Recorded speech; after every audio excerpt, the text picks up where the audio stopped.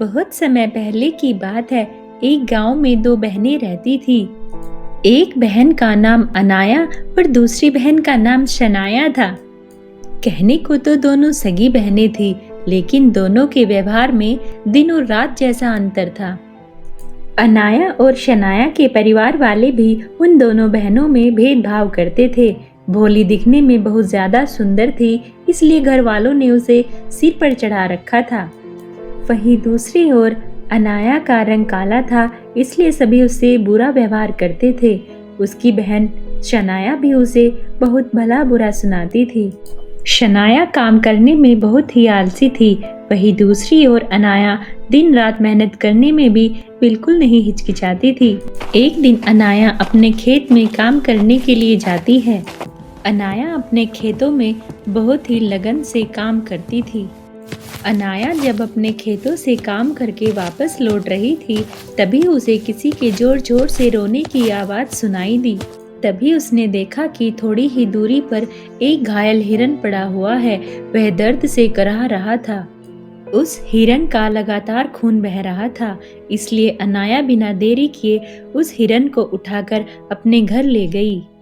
अनाया ने कई दिनों तक लगातार हिरन की पूरे मन से सेवा की, जिसके परिणाम स्वरूप वह बिल्कुल ठीक हो जाता है।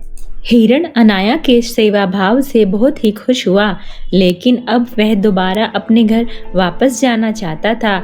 इसलिए जाने से पहले उसने अनाया को एक माला दी और माला देकर कहा, मैं तुम्हारी सेवा से बहुत प्रसन्न हूँ और इस माला का तुम मेरा आशीर्वाद समझना। इतना कहकर वह हिरन वहाँ से चला जाता है। तभी शनाया अंदर कमरे में जाकर वह माला पहनती है और जैसे ही वह उस माला को पहनती है, वह एक बहुत ही सुंदर परी की जैसी बन जाती है। अनाया की खूबसूरती के साथ साथ उसके पास धन दौलत भी आ जाता है और उसका घर एक महल की तरह सुंदर बन जाता है। अनाया के माता पिता अनाया की खूबसूरती की तारीफ करते नहीं थक रहे थे और उन्हें इस बात की उससे भी ज्यादा खुशी हुई कि अनाया की वजह से पूरा घर ही बदल गया। उनको अब ऐसा लग रहा था कि जैसे वे किसी महल में रह रहे हों। लेकिन शनाया ये सब कुछ बिल्कुल भी बर्दाश्त नहीं कर पा रही थी। वह ये सब दूर खड़ी हुई देख रही थी। आखिर ये सब मुझे क्या देखना पड़ रहा है? अनाया इतनी ज्यादा सुंदर कैसे हो गई? मुझे तो इससे बहुत ईर्ष्या हो रही है। इसकी सुंदरता का राज और इस घर का एकदम महल में बदल जाना, ये सारी कहानी तो मुझे मालूम करनी ही पड़ेगी। लेकिन अब मुझसे ये सब बर्दाश्त नहीं हो रहा। मेरे मम्मी पापा मेरे बजाय इसके साथ बैठे हैं। फिर एक दिन अनाया की माँ उससे बोलती है, बेटा, पहले हम तुम्हारे साथ बहुत गंदा बर्ताव करते थे। मुझे इस बात का आज बहुत पछतावा होता है। मैं उस टाइम को अभी वापस तो नहीं ला सकती, लेकिन बेटा मैं तुमसे बहुत प्यार करूंगी, चाहे तुम कैसे भी और किस भी हाल में रहो। हूँ तो मैं तुम्हारी माँ ही ना। लेकिन मुझे एक बात समझ नहीं आई, तुम अचानक से इतनी सुंदर और धनवान हो गई। तुम्हारे साथ साथ हमारा भी भाग्य खुल गया। लेकिन बेटा ये सब हुआ कैसे? कोई बात नहीं माँ, माँ तो माँ होती है और माँ चाहे कुछ भी करे अपने बच्चे के लिए वो अच्छा ही करती है। और ये सब तो माँ उस हिरन की वजह से हुआ, जिसको आप मुझे कहती थी कि इसको कब घर से बाहर भगाएगी। उस हिरन की वजह से ही ये सब कुछ आज मेरे पास है। उसने मुझे एक माला दी थी, उस माला को पहनते ही ये सब जादू हुआ है। उस हिरन ने मुझे एक जादुई माला दी थी माँ। शनाया दरवाजे के बाहर खड़ी होकर अनाया और अपनी माँ की सारी बातें सुन रही थी। अब जाकर पता चला मुझे इस कलमोही की सुंदरता का राज और इस घर का रातों रात महल बन जाना वो जादुई माला ही है। मैं आज रात को कुछ भी करके उस माला को चुरा के ही रहूंगी। फिर उसी दिन रात को शनाया दबे पांव अनाया के कमरे में उस माला को चुराने के इरादे से आती है। तभी शनाया को अनाया के गले में वह माला दिख जाती है। मुझे लगा इस माला को ढूंढना बहुत मुश्किल होगा और बहुत मुश्किल से ये मेरे हाथ आएगी, तो ये फसाद की जड़ यहाँ पर है, अपने गले में लेकर सोई हुई है। इसको मैं अभी लेकर जाती हूँ। आखिरकार शनाया चोरी करने में कामयाब हो जाती है और वह अपनी बहन के गले से उस माला को चुराकर निकल जाती है।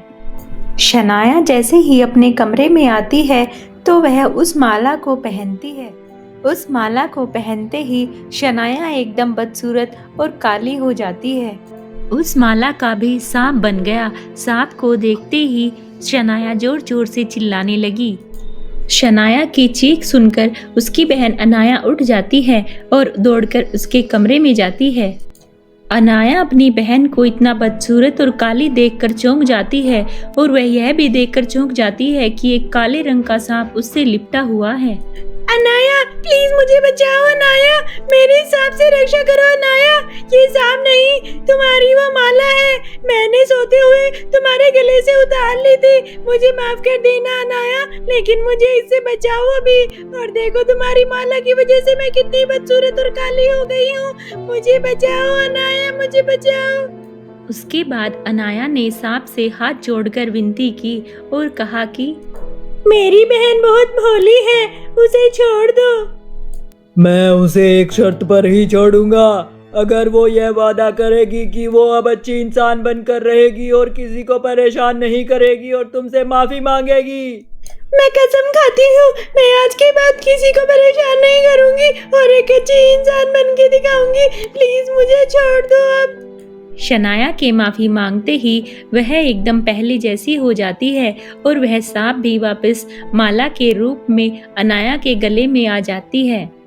उस दिन के बाद से वो दोनों बहनें आपस में बहुत ही प्रेम से रहने लगी। इस कहानी से हमें यह सीख मिलती है कि हमें कभी भी लालच नहीं करना चाहिए। लालच एक बुरी बला होती है।